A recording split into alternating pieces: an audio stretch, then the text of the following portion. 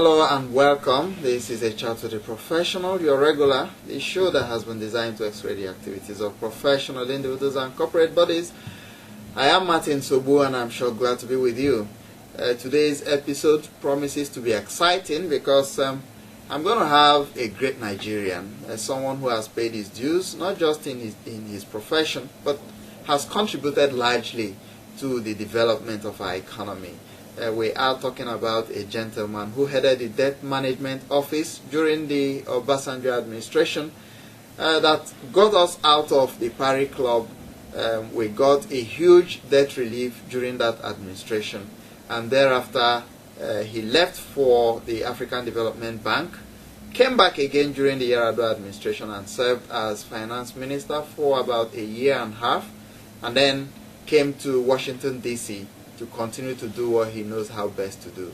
And today sits as the alternate executive director in charge of Angola, Nigeria, and South Africa at the World Bank Group.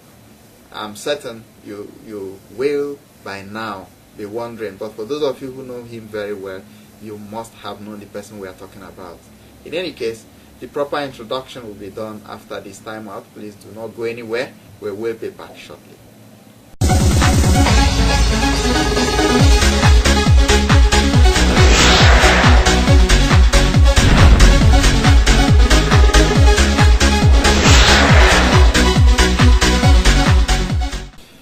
Alright viewers, you are still watching a chat to the professional, the show that has been designed to x-ray the activities of professional individuals and corporate bodies.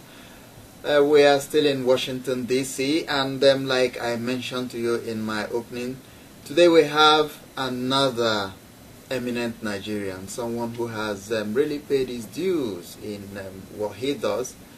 And as usual, we are doing this to encourage the young ones and of course the generality of the Nigerian and African populace to do the right thing so we can be where we should.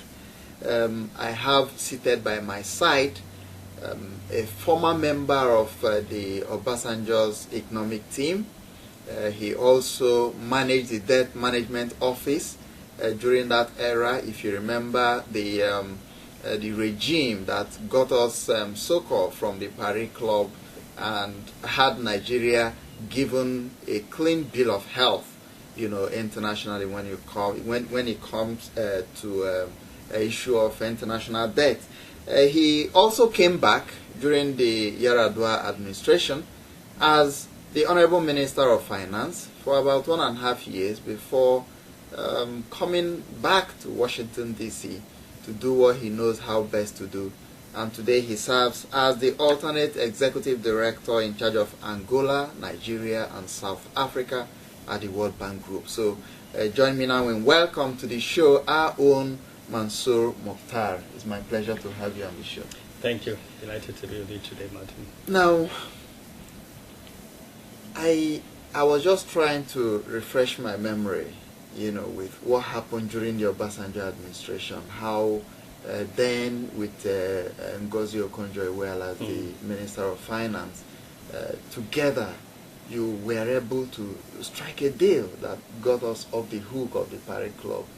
And of course it was so amazing that a lot of us are still marveled at the magic.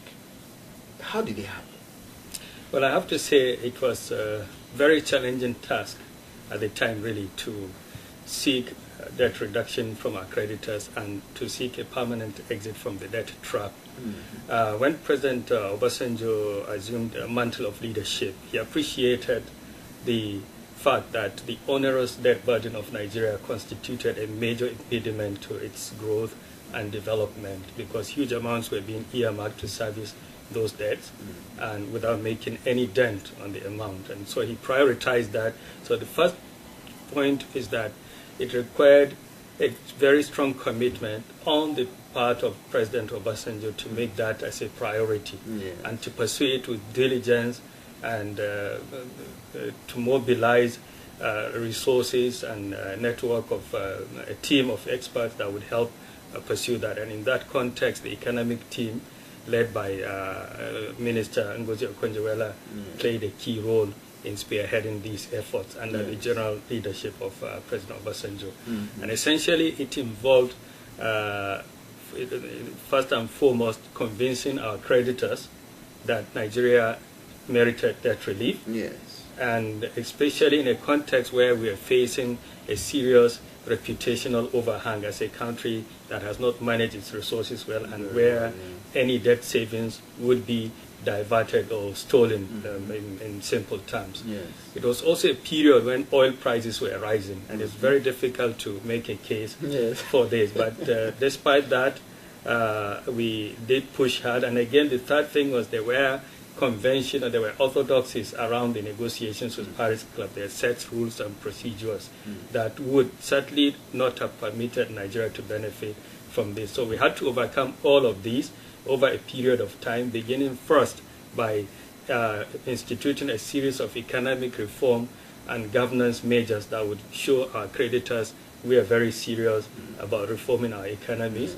We had to work closely with our allies in both developed countries headed by UK and also the Bretton Woods institutions, using our knowledge, the knowledge that Minister had of how they operate, to try to get some concessions, and as well as try to convince Nigerians, including the National Assembly and other stakeholders, that this is the right thing to do. And that took a couple of years, and it culminated in securing a huge debt cancellation, the largest single debt cancellation of about 18 billion, a return for payment of about 12 billion to secure a permanent exit.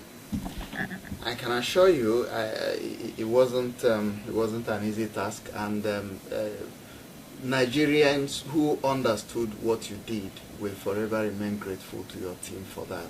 Thank you. I say congratulations once again. Now, it's been several years since you left government in Nigeria. I'm sure in the near future you'll still come back. But looking at those policies, you know, you were able to put in place while you were there, are you seeing a continuity? Are we still on the right track to ensure that we don't get into the same trap that you got us out of? In terms of debt management, or in terms of no, let's take it from debt management before getting into economic management. Right. Well, I think in terms of debt management, we established a solid basis for managing our debts. Basically, I think for us, the establishment of the debt management office and ensuring that it functions in a professional way was a major landmark event that would really prevent having systems and processes in place and appropriate checks and balances involving the National Assembly, in fact, would be the most crucial element in a strategy to avoid incurring debt. And secondly, of course, the policies that are being, the fiscal policies that are being pursued by government are very important. So in terms of the debt management, obviously we have a debt office now that's on top of things. We have managed to control our external debt, largely because of the experience we've gone through. Nigerians now are very careful about contracting new debts. And I think where we are facing challenges now is in respect of domestic debt, which is linked to fiscal policies of government. And occasionally, when we had resource constraints in our budgeting system, I think that the tendency has been to borrow a lot of money to bridge the deficit, and that's coming back down. But I understand there are efforts now to curtail this, to bring it to more sustainable levels. I was going to get into that domestic debt issue because, well, we are off the Paris Club hook. But looking at the domestic debt level, I mean, it's so scaring, and that's why if you look at the private sector, it seems as though nothing is going on, even when we are recording on paper economic growth. But the life of an ordinary Nigerian is not impacted by such growth that are being talked about. So, but I'm glad you touched it briefly. Now, looking at the economic policies, do you think that we are on the right track, you know, to achieving what we have to achieve to move not just the economy forward, but the living standard of an average Nigerian? Well, I think we've made considerable progress in terms of the formulation of economic policies and in terms of economic reforms in Nigeria. We have really over time established a tradition of good or best practices. There are certain elements of policy that have been well established. Maybe years back would have been controversial, but there is an emerging consensus that that is the right way to go. And it's very difficult to reverse some of this. So I think that in itself is a major win. Now, in terms of the substance, in terms of the substantive elements of these policies, again, things have evolved. There's been a lot of consultation around Vision 2020 and other policies and programs, and building on that, the present administration has articulated its transformation agenda, which I think is very credible and coherent in addressing the key constraints to economic growth in Nigeria. And there has been expressed commitment by government towards its implementation. Where we face major challenges perhaps is in relation to implementation capacity, but also I think there are powerful vested interests in Nigeria typically that really prevent the rapid execution of these policies, and a lot of effort is needed to try to, but really in terms of the substance of this, I think it's addressing the right sets of issues, focusing as it were on governance issues, on infrastructure, on the real sector, fostering growth in the real sector, agriculture and manufacturing, among other things. And the macro policies that have been articulated, addressing the right sets of issues in terms of trying to improve public spending, in terms of trying to mobilize additional revenues, in terms of trying to keep debt levels at sustainable levels. So all of these really are in order. There are certainly, as I said, challenges involved in building a critical mass of people that will drive the implementation of these reforms, which needs to be addressed. But also, I think that there is a lot of challenge in pushing some of these policies associated with a historical legacy that this administration, many administrations will face in Nigeria. In essence, it's in relation to the fact that in the past there have been many unfulfilled promises. So there is, if you like, we're operating, indeed. So we're operating in an environment characterized by a deficit of trust in government. And that has to be, any government that comes in has to strive hard to overcome that. So that is a major challenge. If you consider the experience with the removal of fuel subsidy, I mean, the economic arguments are very compelling. And certainly the government has laid out the plans, but because of this lack of trust that has basically developed over the years, it has become difficult to make progress in these important areas. So it's only a progressive and incremental gains that we hope will help us. The issue of trust is something we have to come back to, but we must take a break at the moment. Viewers, I've had within the past 10 minutes or thereabout, Mansur Murtar, a former finance minister, Federal Republic of Nigeria, trying to analyze what they did to get us out of Paris Club, try to analyze also the issue of both foreign and domestic debt management and what we need to do to remain focused. But at the moment, we must take a break. We'll be back shortly.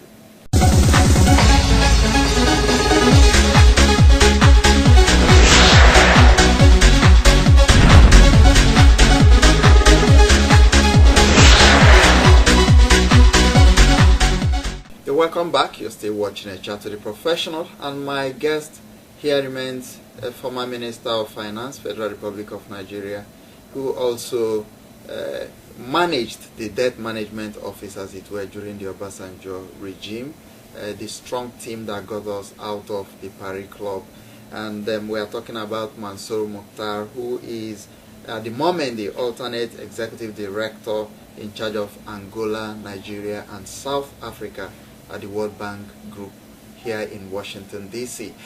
Before we went on break, you talked about the issue of trust, which is very, very critical. And I was wondering if, as someone who has been in government, you truly believe that the government, let's take it from the Obasanjo administration up till this moment, as someone who has been in government, do you truly think that the government has been sincere when it comes to policy implementation?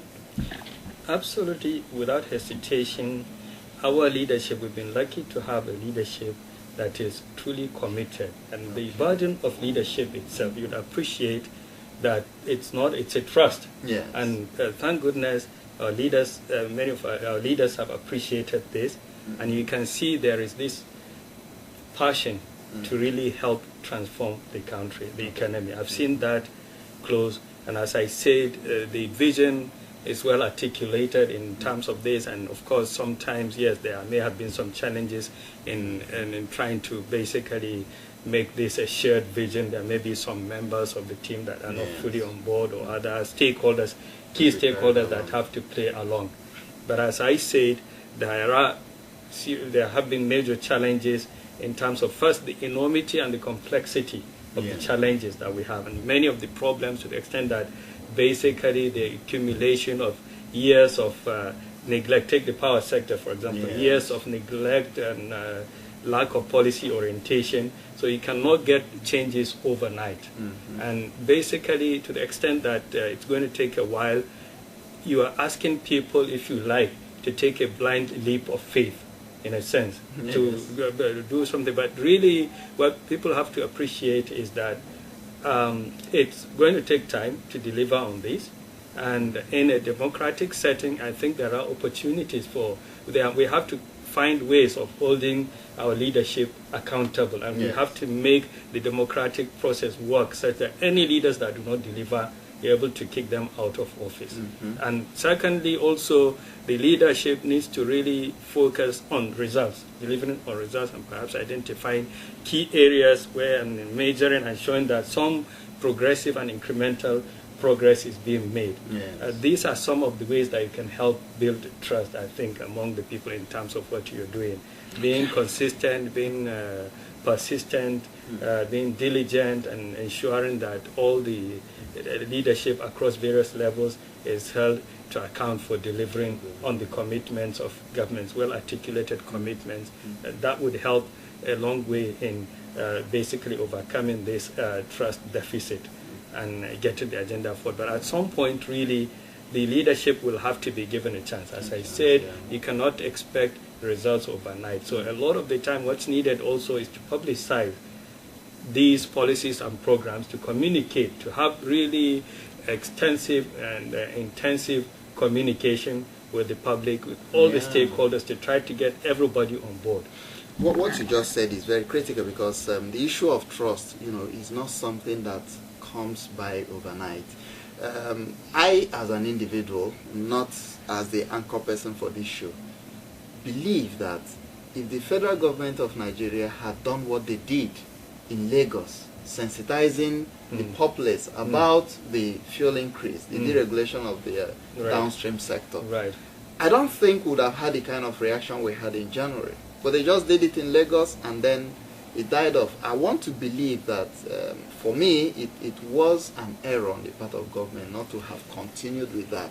Now, there is a major issue that affects the trust we are talking about, and that's our orientation, which more or less has turned around from what it used to be in the past. Of course, if you lived in affluence, people want to know what you do to make that kind of money.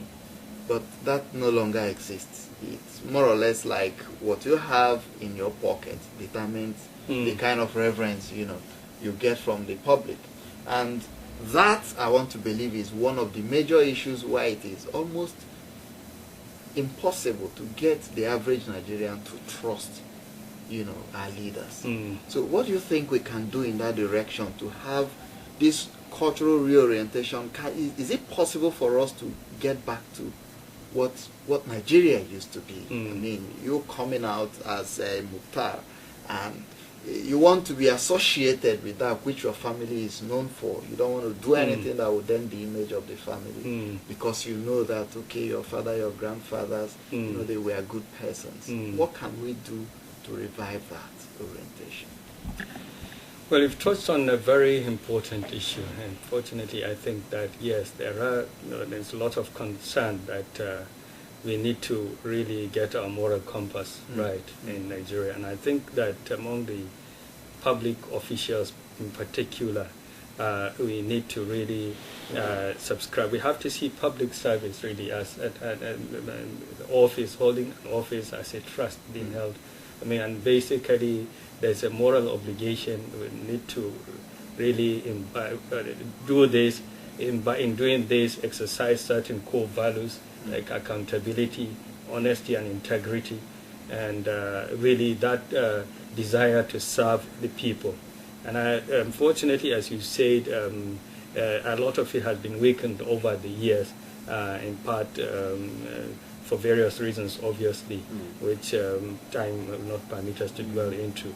But be that as it may, it's very important to really continue to reorient. And I think that really most people would tell you that the key element of that is through leadership by example, that the top leaders must begin and must consciously basically project these sets of values to the public and live by these sets of values. Yes. And secondly, obviously, we have to focus on rules and processes and procedures. No matter how well-intentioned policymakers are, no matter how much you basically profess these values, if the rules, processes, and procedures, the way they are structured, are such as to permit or let people get away with these misdemeanors, for example, in procurement laws, basically, then you would expect breaches. Thirdly, we need to ensure that people are held accountable for their actions, yes. and we need to reinforce the legal system, ensure that the judiciary is independent, and also the enforcement agencies. Fourthly, I think there is an important role to play by civil society in providing checks and balance, as well as the press and independent media. And I think the Freedom of Information Act provides an opportunity really to hold public officials, basically to hold them into account, in terms of what they do, to make them more accountable. But the democratic process that we have available, as I said, ensuring that we have a democratic process that allows people to express their choices and in an open environment would basically in the long run help provide a major check if any government doesn't perform. And again, I think the fact that we have the executive, legislature, and judiciary, and the separation of powers, and exercising those would be quite useful. The legislature could play a very crucial role in checking on some of these excesses, and I think that we need to give sufficient attention to that.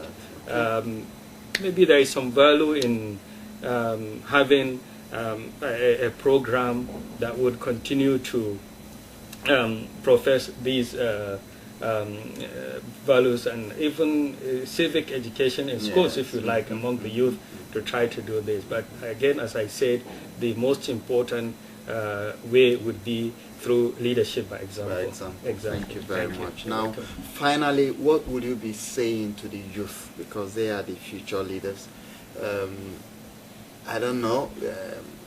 I don't know how impressed or satisfied you are with the current, situation of things with our education system, and of course, like we said, the entire moral value. So, what would be your advice for a young lad out there who wants to aspire, or who is aspiring to be like a Mansur Murtar? What would be your advice? I think that it's become, the environment has changed quite a lot, unfortunately. One, in terms of the educational system itself, the quality of education. I started my career as a lecturer in the university and spent several years teaching there, and I've seen that standards have deteriorated considerably. So it's already a very difficult environment to be able to impart skills and knowledge needed to cope with the modern global economy.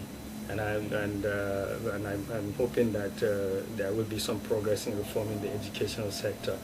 But beyond that, as you said, it's not just about the technical knowledge, but really the values, attitudes, and orientations that that go along with that. And I believe that again, what's happening outside our leadership and at various levels, at the state level, at the national level, the legislature, assembly. What they are doing really, what's happening there has a way of shaping perceptions of the young. But I don't want to, I want to believe that to the extent that most people know that quite many things, know how to distinguish between right and wrong. Yeah. Really is to be able to do that. It doesn't mean that because this is the kind of behavior. I think the youth should really aspire to change. Nigeria has a potential. It's a great country. It has the potential to be an even greater country. We have tremendous and exploited potential. And this country, the future belongs to the youth. And I think that they have to really see, they should not get discouraged by what they are seeing, by what they're hearing, but really they should aspire. That should really motivate them to think about how they can make Nigeria a better place for the future.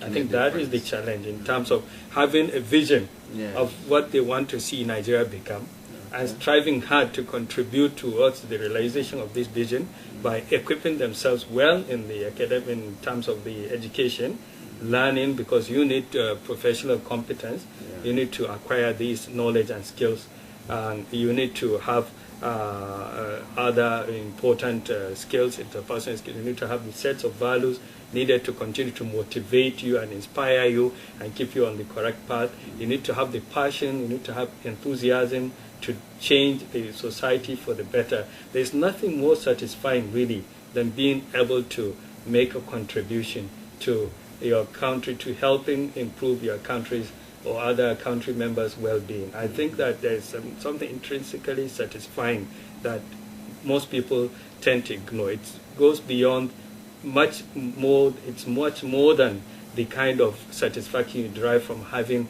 huge amounts of wealth and driving luxury cars and living in a big palace and all of that. So really it's to keep these sets of core values, to have a moral compass in whatever they do that will help categorize what we have now. We have to consider that we cannot, if things continue this way, it's not just simply not sustainable.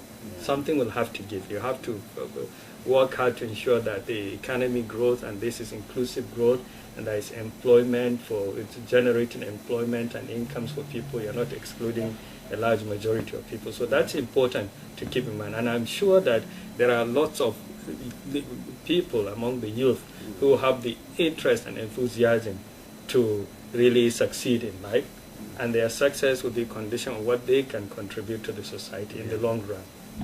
Okay. Thank you very much. It's been my delight, having this wonderful interaction with you. And viewers, within the past 25 minutes or so, we've been discussing Nigeria's economy, where we were before the Obasanjo administration, the impact that a team that was put together by that administration made in getting us out of the Paris Club in terms of debt relief, and what has happened thereafter. That's what my guest and I have been talking about, and you will agree with me that Mansur Murtar is indeed a professional of note, someone that you out there, either as a young person or as a practicing professional, needs to emulate. Well, I want to believe that soon we are going to have you back to specifically talk about the education sector. As a former educationist, we are going to take that up with you, essentially, given what's going on now in our tertiary institutions. But for now, it's been wonderful chatting with you, and we have to accept what we call the professional handshake, Thank you, which is always a tradition, and Thank we you. do My that pleasure. to encourage the young ones out there to be like you. So pleasure. please don't go anywhere. We'll be back shortly to wrap up this show.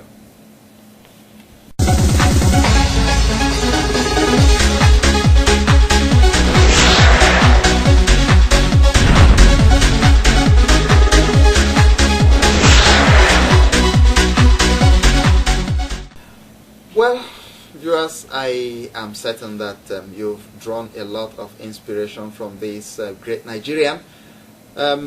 Listening to him talk, watching him speak, you will know that what we require to make Nigeria a great nation is up here.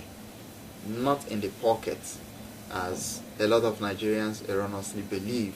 Mansur Murtar is someone who I respect so much.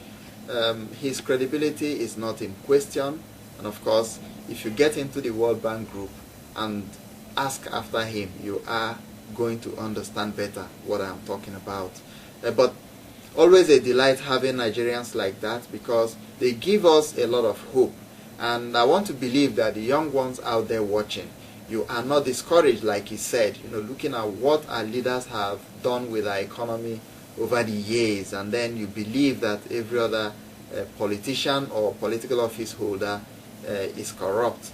No, the answer is no. Like he said, we've had leaders within the past few years that are really committed, towards turning around the fortunes of our great nation. But we need more from this policy implementation team to give Nigerians the kind of trust that is required to give all the support to achieve all the wonderful dreams of the administration of the day. So till next week when I come your way, I remain Martin Sobu saying stay blessed, and I'll see you.